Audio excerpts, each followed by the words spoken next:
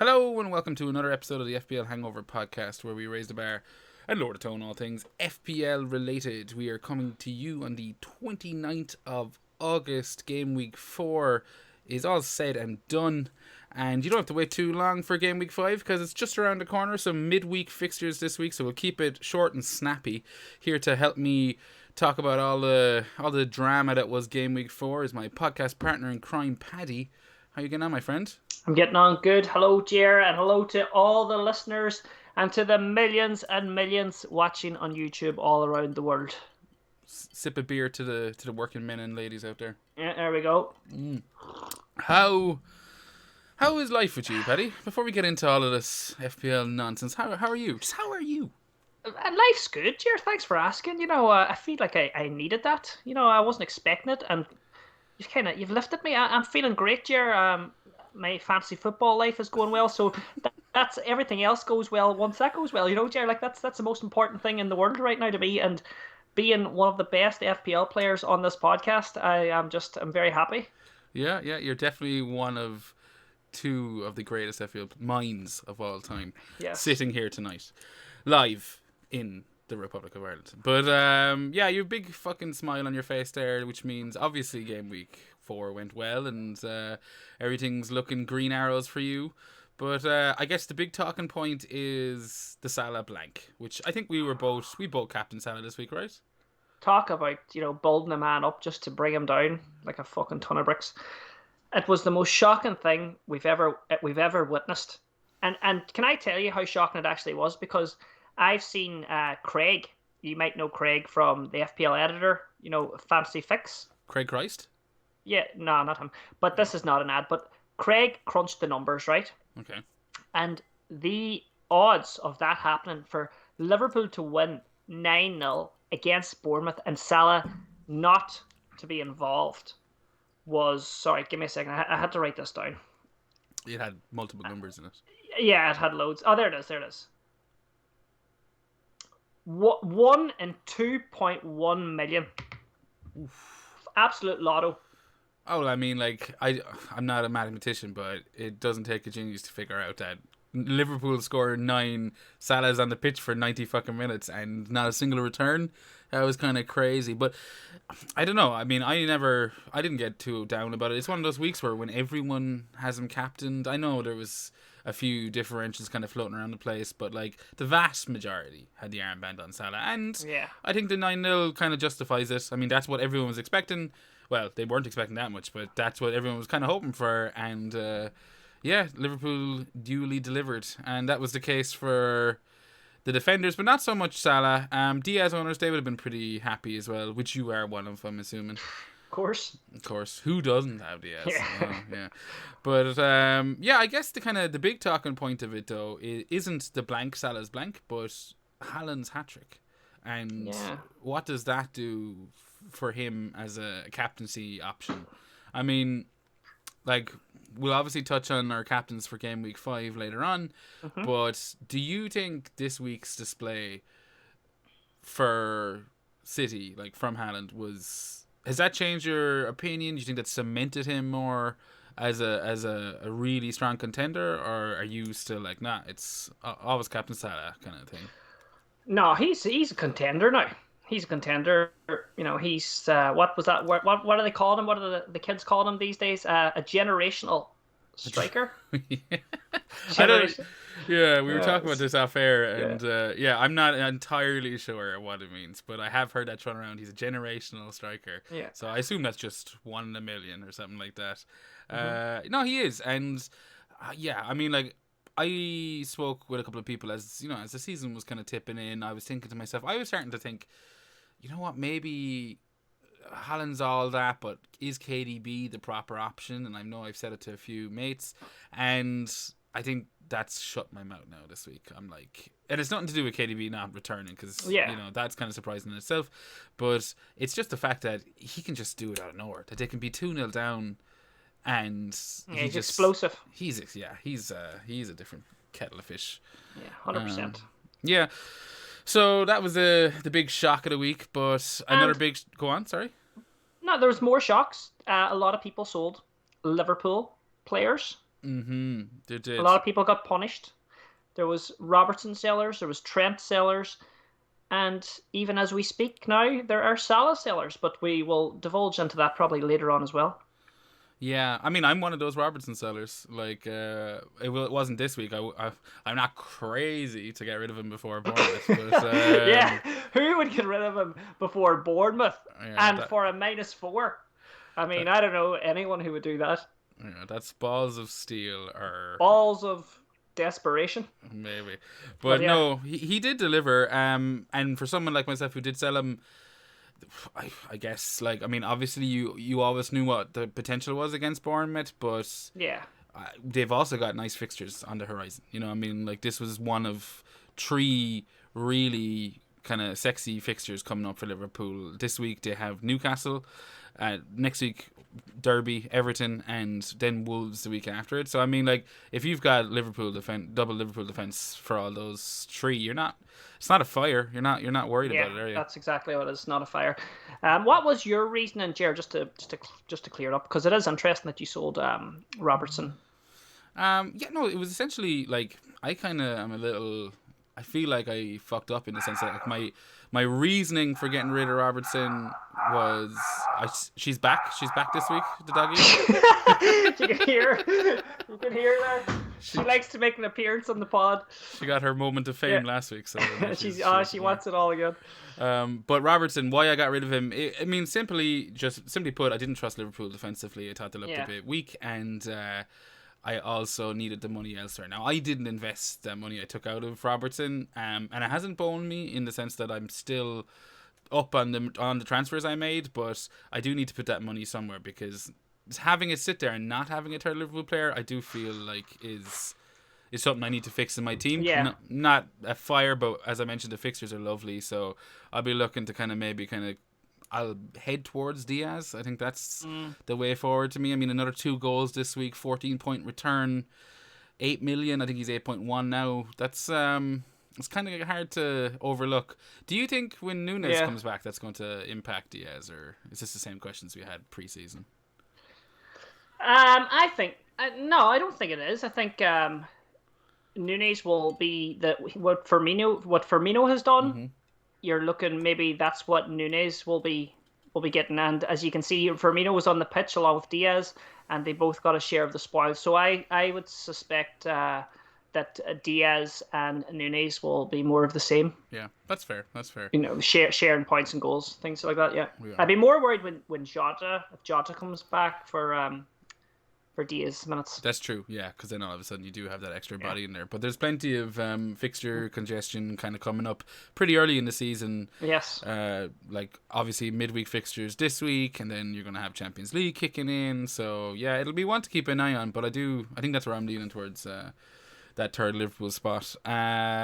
Looking at the bigger picture, Paddy, you already kind of hinted that you smashed it this week with a green arrow. Would you care to tell the millions, as you put them, how you got on? Yes, I will indeed. Well, I got 80 points, so it's well above average. It was nice to see. The heroes of the game week were Trent Alexander, 17 points. Guy that was kind of, well, maybe rage transferred a bit, but certainly James would have been on the receiving end of a few rage transfers. 7 points from him. And then my knight in shining armor, a guy that I was looking to hold. The reason I have 2 free transfers, because I was going to get rid of Dalot. Dalot got me 11 points. Luis Diaz, 14. And Haaland, 17. So my captain, as you know, blanked. And Rodrigo didn't do much. And per Arsenal people, anyone who captained the Arsenal, like Jesus or were looking or brought them in, they didn't get their luck this week. No, quiet week for the Arsenal attacking assets. But let's not skip over. What about yourself? Let's not skip over your man of the hour there, Paddy. You need to bask in that 11-point return from Dalot a bit more, I think. Yeah. Yeah, and you know what? If you shore up that defense, I think he's a decent little option in there. Well, he's dropped now. He's 4.4. So I know you obviously had him at 4.5, but like 4.4, even at 4.5, like, that's good value if you're expecting him to maintain his starting position, which, assuming they're not going to sign, I think he will too. Yeah. I don't think they're going to sign a right back. I mean, I don't know how much money they've spent on Antony now, but I can't. There's no right back in the talks anymore. So yeah, he's a lot safer than Malaysia. Yeah. The left back. I mean, because the left back, I think Wan-Bissaka is going to be like cup fodder, but I think Luke Shaw might come in and play a lot. We'll share that position with him a little bit more. But even though I don't want to see it, because I think the young left back Malaysia is brilliant. Yeah, he's looked But yeah, fantastic. I don't think there'll be many people running to bring Dalot in. But I mean, if you have him, he's not really worth selling at the minute. Well, like you talked about him last week as if he was a fire, and you even kind of hinted it there. United have away to Leicester this week, at home to Arsenal, so not great fixtures when you think of like both teams are well capable of scoring. And then they have an away match against Crystal Palace, which would be tough, and then a home match against Leeds before they go to City's ground. So the fixtures aren't exactly, they're not super hopeful, but for that price, obviously you're going to be happy to just leave him on the bench if needs be. Yeah, exactly. I mean, that's the point of having the likes of Nico Williams there, who again looked lethal this week, and yeah, I'm happy with him. Yeah, well, I don't think you can ask for more from a 4 million defender, like a 4 million wing back who's getting crazy amounts of attacking points in terms of like shots, and he's just in insane positions that I don't see him leaving my squad all season. I got in on the ground floor and I ain't getting off. Yeah, 4 million, like you said, and he's running up the pitch like a winger. So I'm happy with that as well. He'll do for me. Yeah. Do you have you changed your opinion on Man United assets as a whole, or are you? No, I haven't. I'm not going to be chasing any. I think it's a wait and see for United assets. And you've just named out some fixtures there. There's nothing. There's juicier fixtures out there at the minute for other teams than Manchester United at the minute. Don't get me wrong. I think Rashford's still an interesting price point, and if he might be someone to look at when you're wildcarding later on, But who knows? But for the minute, I'm just it's a wait and see for Manchester United assets.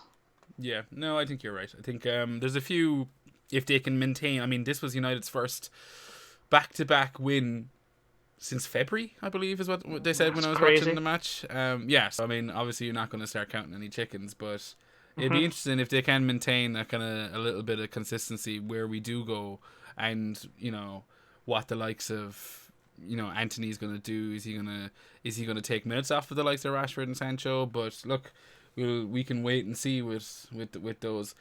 You asked me how my game week went. It was fine. Yep, 72 points. Another solid week. Grey-ish Arrow again. I don't pay much heed to arrows at this stage of the season, but you just kind of want to keep up with the pack, and I had a decent week. I had my hero Sanchez in goals with 8 points. That guy is just he's not slowing down this season. 8 points in goals. Saliba 7 points. Cancelo blank. Cucurella 5 points, and then Trent with 17 fucking truckload of points. Neto again, who is something I need to look at, 2 points. Martinelli 2 points. Salah blank. Kulusevski returning an assist. I'll take that. Jesus blanking, and Haaland then with a fantastic 17-point return. So all in all, I don't think I can I can really give too much stick to the boys. Yeah. They did me proud. Yeah, they did. Just there, I was just listening to you call out your team, and 2 names just kind of jumped out at me. I know you have 2 free transfers as well, and one of them would be Neto. But do you think it's hard? There's a lot of Neto owners. Do you think it's hard to move away from Neto this week when they're playing Bournemouth? Or do you think, because I mean, like, are we not looking at Bournemouth now and like, let's just target Bournemouth, Captain Neto against Bournemouth? Maybe not that extreme, but you know what I'm saying. Yeah, no, it's a good question, and it is something that I'm humming and hawing around, because yeah, I mean, with that money that I took out of Robertson that I mentioned at the top of the show, still sitting in the bank to 2.5 million or something like that, I am looking to invest it, and Neto is kind of obviously the main man that needs to go. Like, he's been incredibly disappointing. Picked up a yellow card this week just to really twist the knife a little bit. It was like, okay, fair enough. At least he got taken off before before Newcastle got their equaliser. So he kept Oh, he got that little point for you. I got that little point, but essentially, I think if you were happy to roll a transfer this week, I'd have no issues going in into this Bournemouth match with Neto. I think he's got to do something at some stage. Do you know, like and you'd think this is the game. This is exactly. Like, are you gonna get a better fixture?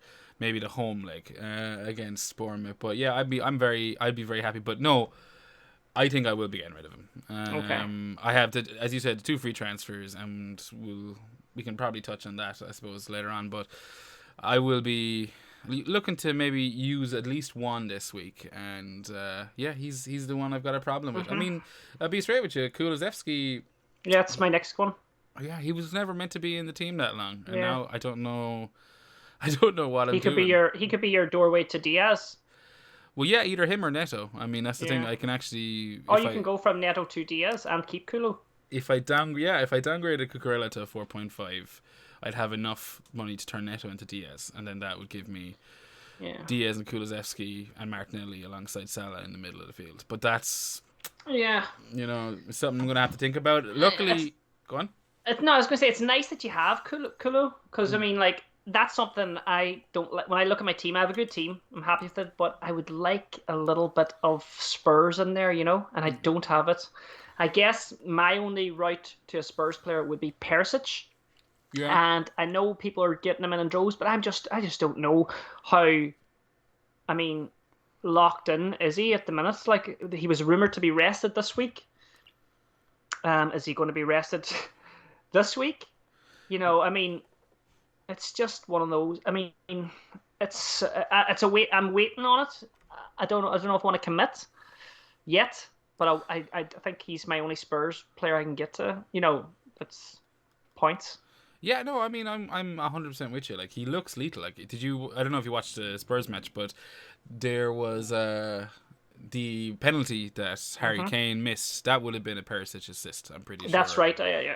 Yeah, so I mean, if he had gotten that assist, if Harry Kane had done what he had done 21 other penalties beforehand and scored that goal, then all of a sudden you're sitting there with probably a 12-pointer, maybe a little less. But like, Perisic owners robbed, mudded. Fuck him. Fuck. Yeah. No, I mean, like, I think if you're going to be practical about it, you're right to have concerns over minutes. I think he's come off I think he's been subbed off in every match that he hasn't started. In the last 2, he's been subbed off at the 75-minute mark.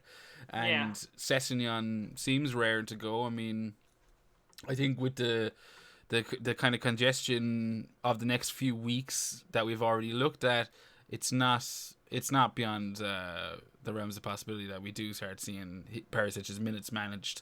But when he's so potent on the field, like, does it really, like, would you matter? It doesn't matter. Like, you see what he can do in 75 minutes. You see, for fuck's sake, what he can do in 11 minutes against Chelsea. He returns an assist, So, I mean, we see the damage he does in 75 minutes.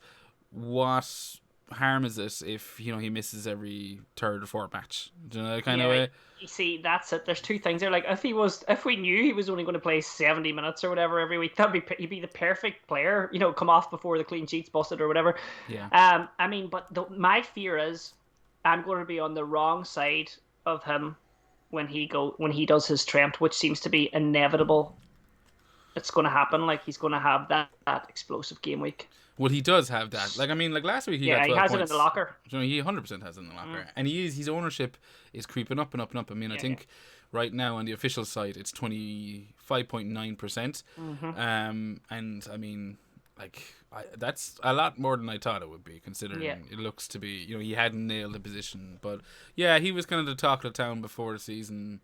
and he did deliver a clean sheet for his owners this week. That's right. His patient owners and the owners that brought him in. Yeah, I suppose that kind of brings me on to back to what you were saying about Spurs cover. I mean, another Spurs player, I don't know if you've heard of him, but Harry Kane, he plays up front. He's keeping up with Haaland in the sense of like 4 goals. I mean, obviously could have been a hat-trick this week if you hadn't missed the penalty. And he's offering options out there for anyone that decided, like, oh, I don't want to go with the classic Haaland and Jesus forward line. Spurs in general, they're kind of delivering points across the park. Everyone except Son. Yeah, exactly. Who's just a man with no confidence at the that minute. has legitimately tarnished people's seasons already. Like anyone that decided to go, you see it obviously in the. He was in plenty of my drafts. Yeah, of course.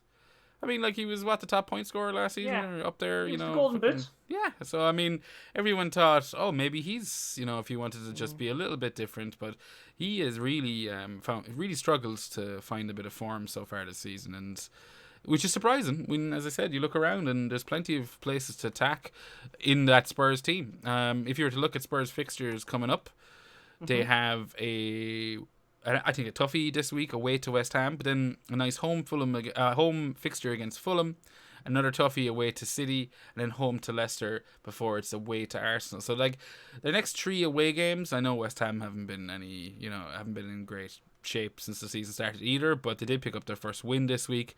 And was that their first goal too? I think it could have been. Yeah, I think it actually could have been. Big looping shot from what I saw. But 3 tough away matches followed by 2, I would say based on how Leicester have been, they look like a decent home fixture right now. Like they just will concede. And Fulham, as I said, we've already seen them score plenty. Concede they're a different Fulham. They're a new Fulham. They're the Fulham that we've been waiting on. Mitrovic is now the man, he is the top man. He's up there and he's ready to bang the goals. And they're being managed better as well. They look like a better outfit. And I definitely think Fulham are the real deal this season. So they're staying up? I think they are, yes. Interesting. Do you want to put money on that? No. Okay, fair enough. I respect that. Yeah. But I guess like what other big old shocks did we have in the league this week? I mean, obviously, I'm still stunned by the Salah one. I think Brentford dropping points to Everton. It feels like they're pretty much picking up from where they left off last season in terms of a little bit unreliable.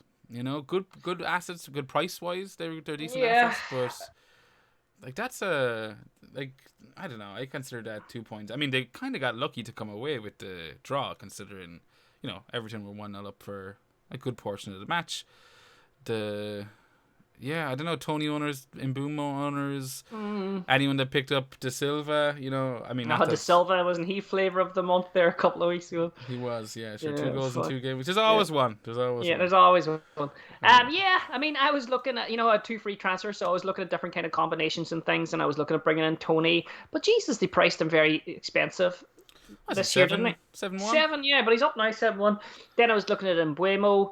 He's 6, more easy to fit in, but I mean, the fixtures are there, but I mean, are they? I don't know. I mean, I'm glad I don't have that headache at the minute because I'm back now, not looking at Brentford. I'm on to shoring up things. No, 100%. The bench and things like that. Just a bit of housekeeping is what I'm at. Yeah, no, it makes sense. And I'm with you. Like, for a while I was kind of going, oh, maybe I should be getting on these. And if I had Brentford assets, like Crystal Palace, Leeds, Southampton, Arsenal, Bournemouth in the next 5, if I had Brentford assets, of course, I wouldn't be fretting it. I'd be happy to see them out for the next 4 or 5 games. Of course, yeah. You're looking at the fixtures, they're decent. Like they're decent, but yeah, I would just be worried about, if they can consistently, kind of return results in those matches. But yeah. Yeah, and it's amazing the little daydreams you go through. I think having 2 free transfers is a curse. You think so? I mean, I was sitting... no, but not really. But I mean, your mind does wander. I was like, looking, I might take out Cancelo, free up some funds there, move it over here. Might take out Salah, might do this, and I'm like, nah, just shore up the defence. But that's the talk of the town now, is Cancelo. That's all I'm seeing all over Twitter this week. Mm-hmm. I've seen Ben Crellin mentioning something about it as well, that he might get rid of Cancelo because Cancelo's attacking stats this year are not living up to what he was at last year. And for that kind of money, do you want to have a 7 million defensive asset in City when you could probably downgrade him to Ederson or someone cheaper? Because you have Cancelo in there to be a Trent. Yeah, 100%. Yeah. It might be a bit early. Yeah, I think it's a little early. I mean, like, they're not wrong. Anyone that's kind of looking at the numbers, obviously, like, they speak for themselves. And he does look a little like, didn't he get hooked this week, Cancelo? Like, didn't he? He got 60 minutes on the dot. Yeah. Nearly entered the General's 59-minute club. Not that it would. Yeah, that's right. Not that it would make much of a fucking difference because, yeah, they did concede 2. But yeah, he was hooked in the 68-minute mark. So, I mean, it is concerning. It's concerning, yeah. For that price, you could have drop down to Kyle Walker for the 5, you save yourself 2 mil. You know, like, there is, as you mentioned kind of off air, that Ruben Diaz was an option. The likes of, like, I'd be interested to see, like, who kind of is the centre backs once Ake is back. Like, is it Ake and Diaz? Is it Ake and Stones? I mean, Stones got a wonderful own goal this week, I believe. But look, I think it's something worth keeping in the back of your brain. But I mean, I'm never too comfy jumping off someone that's, you know, kind of... Yeah, I think when people are in this mode, they've got that itch they want to scratch. Yeah. I think it's best for us to just let them scratch it, and you know, we keep them, and hopefully people sell, and then they get punished. And I think that's where patience, we hope, pays off. You know. Yeah, and if you're talking about patience, you know, better. I'm a changed man. You are. You rolled your transfer last week, I believe, right? Yes, I did. Is that the first time you've ever done that? In my life.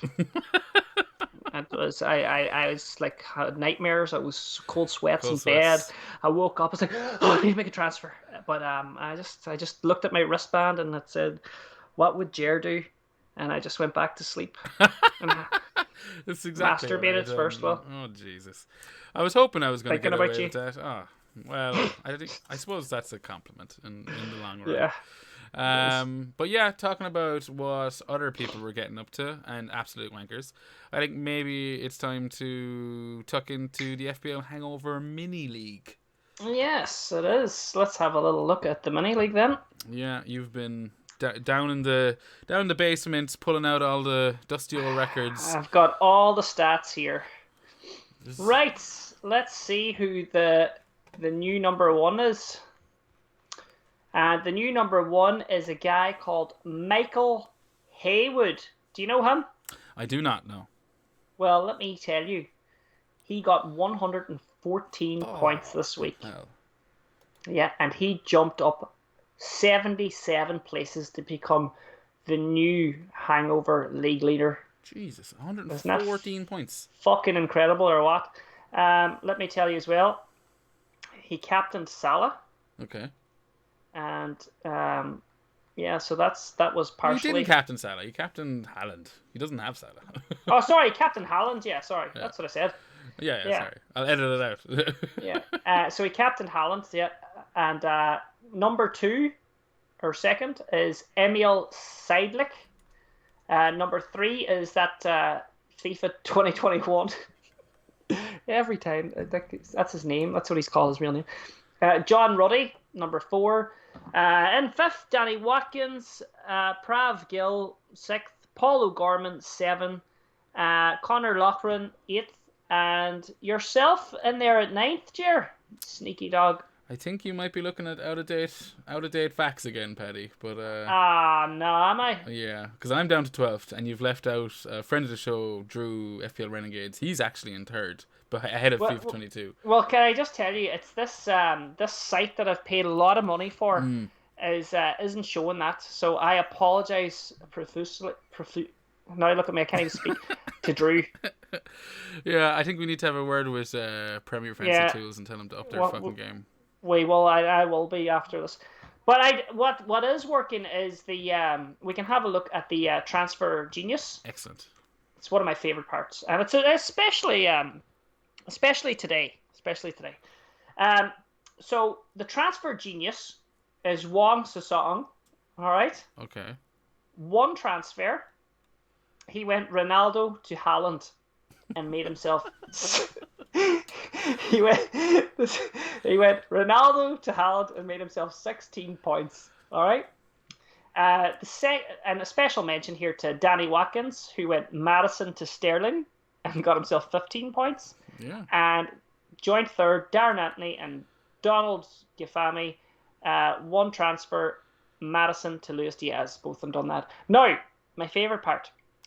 Transfer nightmares. The walk of shame, Ger. The walk of absolute shame. Emmanuel Ansu takes the top spot. He made 2 transfers. Okay. And those 2 transfers cost him 21 points.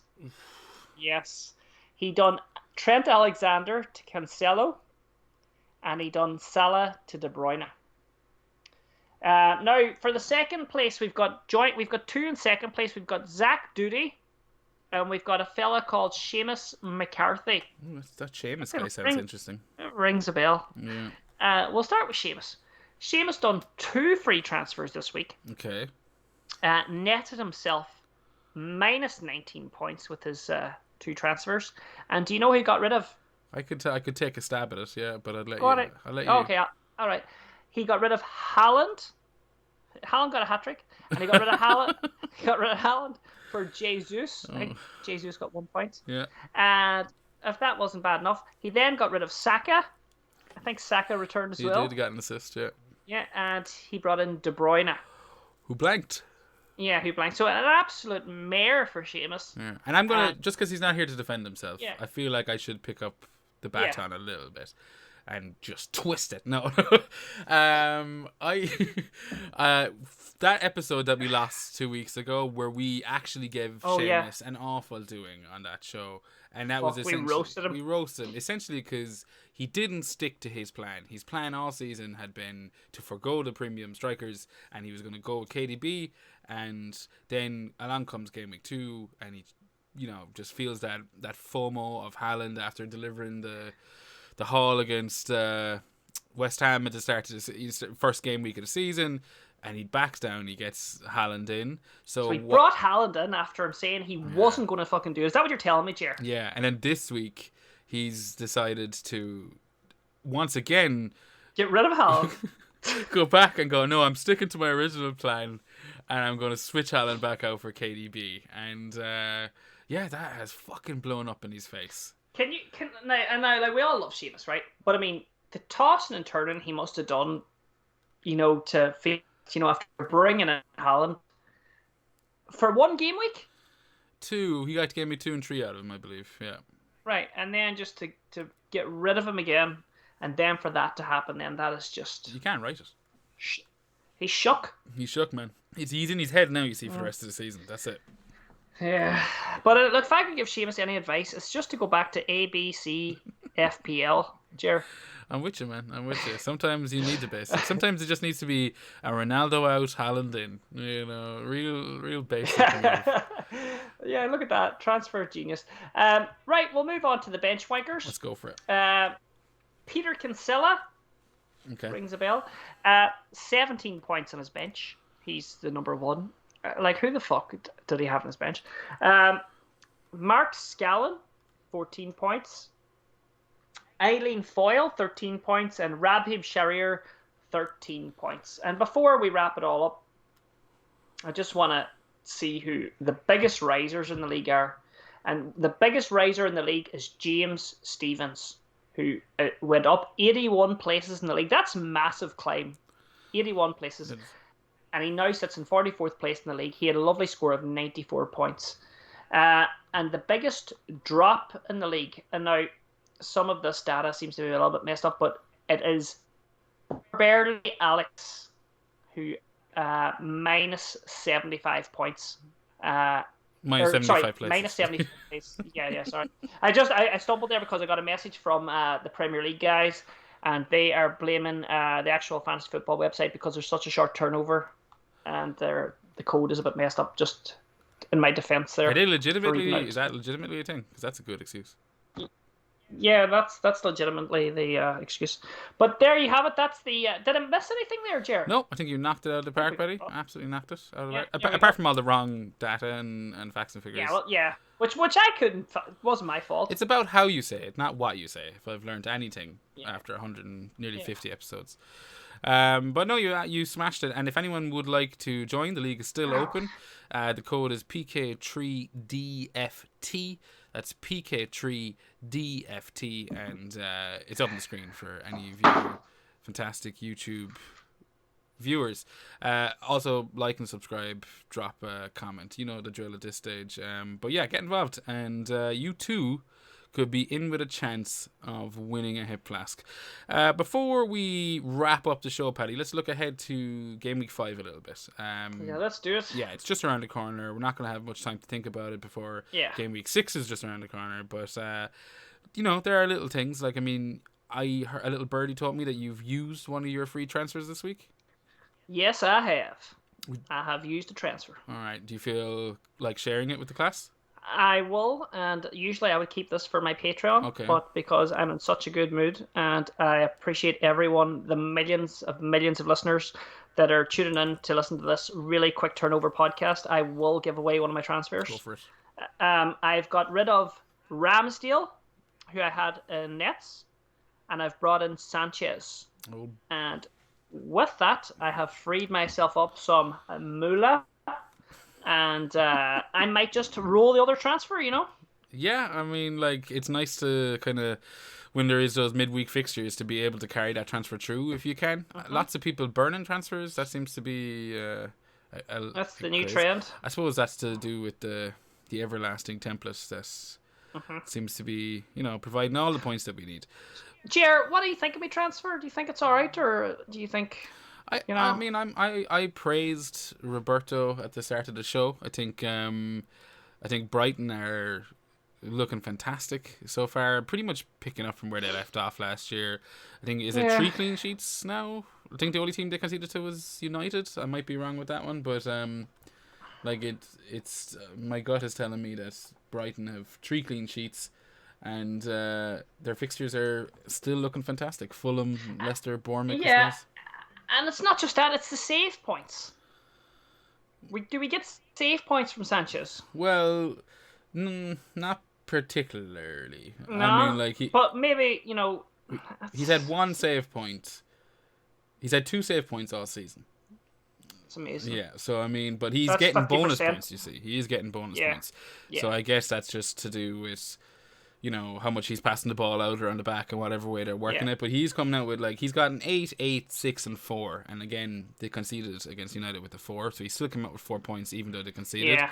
So, yeah, I think it's a good move. I think he's 4.6, so real bargain, real value in the price point. And just having that little bit of Brighton right now makes sense. I mean, we've talked about our Hollands and we've talked about our Kanes and Salahs and stuff, but... it's easy to ignore the likes of Pascal Gross, who's been tearing it up so far this season. And, people are investing in Brighton across the board, Pascal Gross, Trossard. No, I'm glad I have a little slice of that pie now, along with everyone else. Yeah, no, exactly. Have you any idea who you're going to captain? I do. Okay. I'm going to captain Haaland. Okay, so... Yeah. Interesting. Talk me through it. Well, I mean... After the game week finished, I went on to my TikTok where I do a little FPL 3-minute show. What's it called? What's the show called? It's called Last Orders. It's a Hangover production, and I was on there and I was chatting and I was just reviewing the game week and I was like, I don't know who I'm going to captain at the moment. My bus captain was on Salah.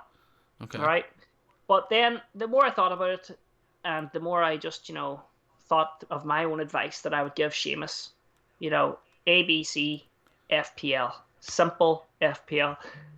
Haaland's going to play, right? People are saying he's not going to play because this all came about with this Pep thing where he says if City have 3 matches, Haaland's going to get rested. And, okay, matches this week. But I think he was more talking about later on when the fixture congestion and all that jazz happens, the usual time of year where Christmas time and stuff, which, I mean, will be a bit different this year. But, I mean, you know what I mean. The usual congestion time. I don't think he's going to be rested for this next game. So you think he plays both Nottingham Forest and Aston Villa? Well, I think he does, yeah. I'm going to go out on a limb and I'm going to say I think he plays both. Yeah, I do think that if he is rested, I'd like to mention... It'll be the next one. Again, just... Well, no, I mean, the talk is that if he was to be rested, probably would be against Villa. I mean, they seem like an easier fixture to Forest right now. They're a shambles at the moment. But I'd like to imagine that if he's going to be rested, he's not going to get any minutes. Do you know that kind of Yeah. way? Like, it's going to be like, no, you've got the day off because you're going to get that recovery time. Because I hate when it's like, oh, we'll still give you 15 minutes at the end, you know? It's like, no, you're going to have that night off. And sure, if he's got the night off, then as long as your voice is Salah. on someone solid, Or Salah Jesus. or whoever, you don't need to. Yeah, you don't need to worry about it then. But it'll be interesting to see when he's rested, how fucking rested is he? Is he going to come on? Is he stuck to the bench? Yeah. Yeah. So what about you, Ger? I think I'm going to go Salah. I think Newcastle, you not like kind of think they might put up a more of a fight than Forest? No, I don't. I think Forest. No, I don't think they will put up more of a fight than Forest. I think Forest have, they lost 2-0 to Spurs, but they were well in that game until towards the end, you know what I mean? And I just think I've seen Newcastle, out of the 4 matches this season, I think I've seen 3 of their 4. And the one I didn't see was the Brighton match. And sure, that was the one where they could have conceded 2 or 3 goals, do you know? And in every other match I've seen, they look like obviously City maybe is not a fair comparison, but they did concede 3 to City. I watched that Wolves match the weekend. They look like they could have conceded a few if Wolves weren't so toothless. I genuinely think they by all rights should have got a couple of points or a couple of goals in that match. And I think you're 100% committed. I think Liverpool are gonna have a bit of the the bit of fire about them now. Salah's blanked. He can't be laughing all the time, you know. Like surely he's going to want to kind of rectify that a little bit this week against Newcastle, and there is that rotation risk over Haaland. It's enough for me to think, fuck it, Salah gonna blank twice, is he? You know, right? Yeah, that's a good. I'm gonna go with Haaland. I'm gonna stick to my guns on that, and I'm gonna go with Haaland, and I'm gonna have the vice on Salah, and I think also by just watching, some highlights and match day and things, I think Forest are a great team. I mean, they're a good team to watch going forward, but I think that because I think they could be caught in the counter. I think City could really tear them apart. They could this week, and I mean Haaland. I think. Oh, and by the way, just statistically speaking, I think Haaland is topping the polls this week. It's always good to put out there. Do you mean for captaincy?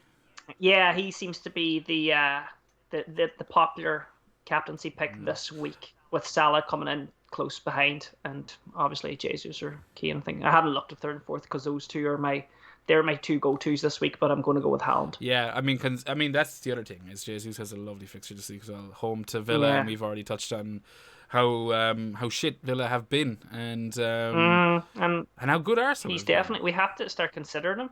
Yeah, no, Arsenal have been decent. You know, I mean, like I don't think they've been as good as the likes of Spurs. I think they've had easier fixtures, and I think they did get a late winner this week. So if they don't get that winner against Fulham, maybe I'm just listening to too much Richard Keys giving out about Arsenal celebrations. But no, I think Jesus Haaland, like last week, Jesus Haaland and Newcastle and Salah, all fantastic captaincy shouts. My transfer this week, I have the 2. And what I'm leaning on so far is Neto out. Simple Neto out for Gundogan. Yeah. Neto out for who? Gundogan. Sorry? I think. Yeah. Very it's nice. Rare that you can kind of take a bit of a punt on City, because I have the 2 transfers coming out of it anyway. So I'm like, look, Gundogan got his rest there at the weekend. He played 20 minutes or something like that.